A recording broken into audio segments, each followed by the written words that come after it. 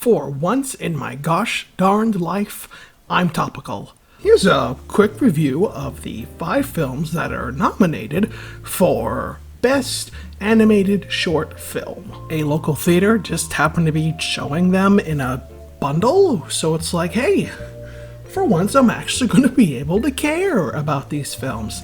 Normally, I see like the one people say, too bad this one won't win, and kind of call it good. But because there's no Disney or Pixar shorts nominated this year, the winner's a little bit more up in the air, so I care a little more. So I saw all 5. The first one was Robin, and I'm going to say this one probably takes the place of the Disney or Pixar category genre this year. It's an Aardman film, and it's also a family film. So, you know, the people who vote on these, this is the one that their kids have most likely seen, so they'll probably just vote on this one.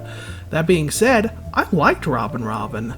It's fun and it's cute. I love the really fuzzy look of the stop motion puppets. I do think it's a very unique look, and I would love to see more films like it. It's really nice and fluffy and cute. It's also a musical, which I was not expecting, because usually these films are, you know, way too short for musical numbers. Therein lies one problem though: short. Because comparatively, this one isn't. This one either feels like the longest one or is the longest one.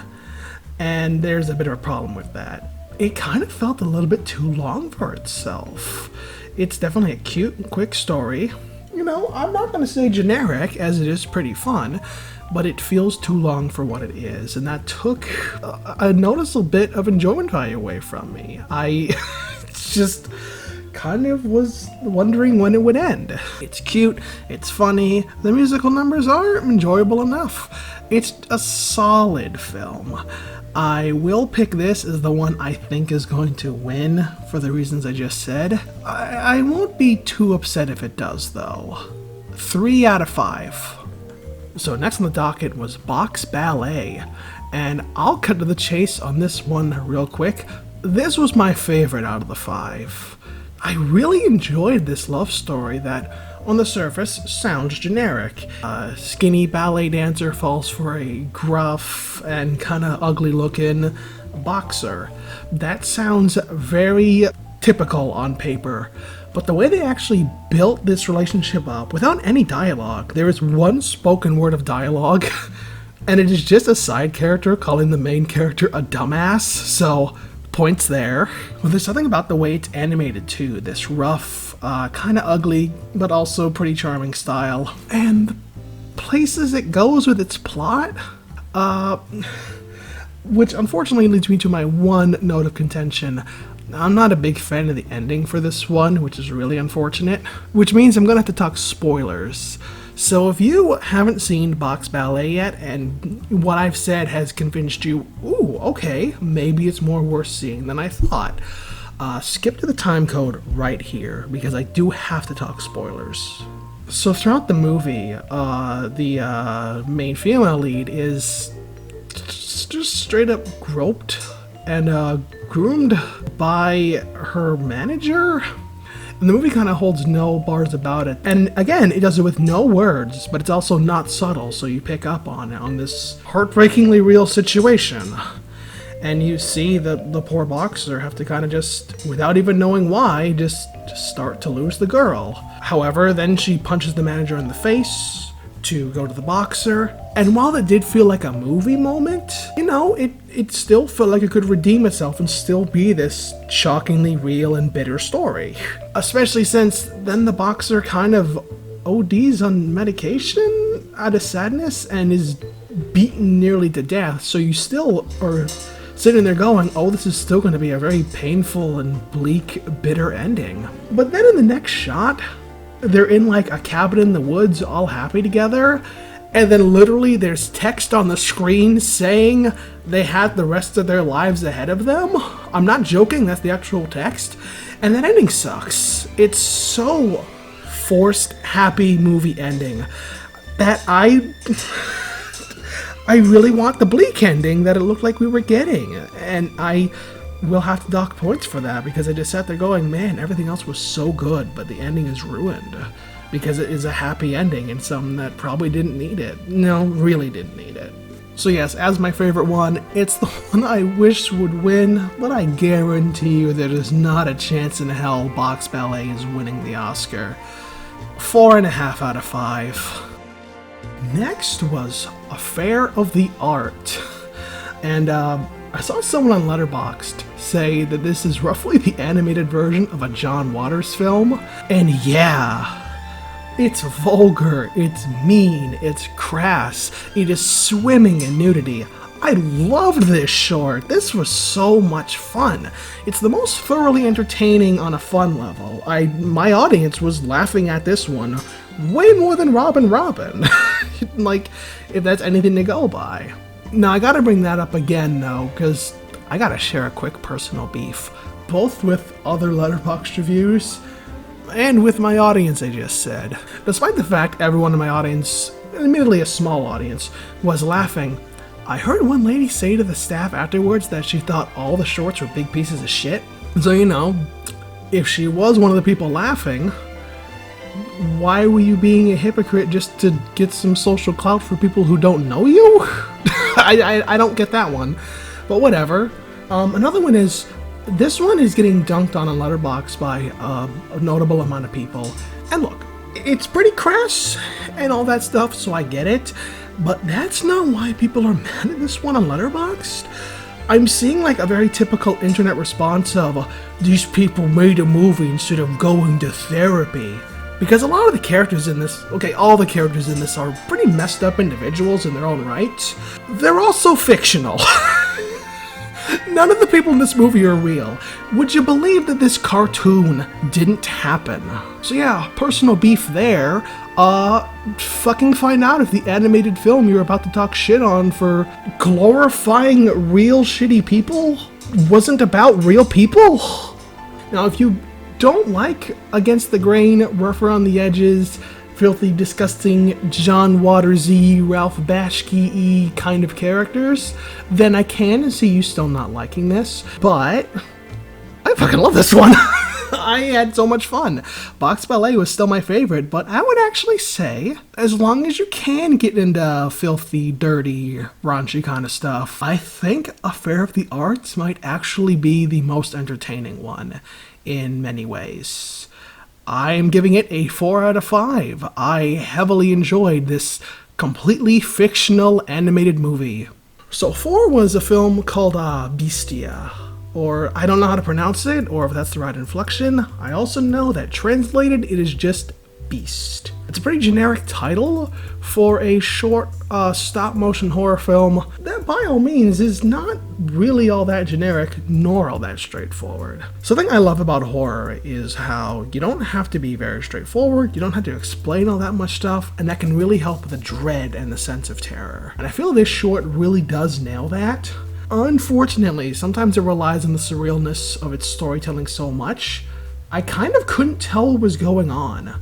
Funny thing is, when I went to go log this in the Letterboxd, the paragraph explains the plot, so I got more out of that than I did the actual short. And it also sounds like the organization that she's involved in is one I don't really have any knowledge of, so some of me not knowing this could just be me being a dumb American. Other than that, the film also has a ton of just shock value for the sake of horror. And the funny thing is, at no point was I really offended by it. I remember watching it and, like, kind of being in awe that this really messed up stuff that I was seeing worked. A lot of shock value for horror's sake works like shock value for comedy's sake. You're just kind of sitting there going, why'd you do this? This is dumb. You shouldn't have done this. But I will give Bestia, or Beast, this. It used its shock value for horror well. I actually think it's a very terror-inducing film, and I see why a lot of people seem to be gelling with this on the Letterboxd ratings. But as it's also a horror short, something tells me only the people that really would get into it have sought this one out. So take that for what you will. You might be disturbed by some of the stuff you see in this. I also am mixed on the stop-motion style. On the one hand, I love it. They're little ceramic dolls, and it really adds this creepy look to it. At the same time, there's no facial expressions. And after a while, I'm stuck wishing there were some. The dog gets some because he's not ceramic, but the other characters being ceramic means their mouth is always stuck the same way, and after a while it was distracting. I forgot to mention that Robin I gave 3.5 on Letterboxd, but now that it's cooled, I bumped it down to 3. In a weird way, we're doing something similar to Bestia, where I gave it 2.5 on Letterboxd, but now that I've let it sit, I'm bumping it up to 3. So 3 out of 5. I quite enjoyed this one for what it was. It had more problems than some of the other ones. Liked it about as much as Robin. I could imagine probably watching this one before Robin again. It was a very loud sound, I'm very sorry. And since this one seems pretty popular on Letterboxd, hey, I share your pain, cause there is no way this one's winning either. Last one was, hold on. No, what was the fucking shitty thing called?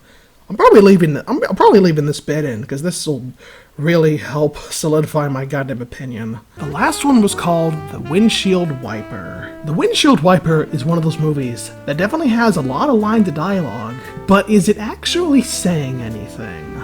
My problem with this film is that it's just empty. It's very pretentiously written and shot and scripted.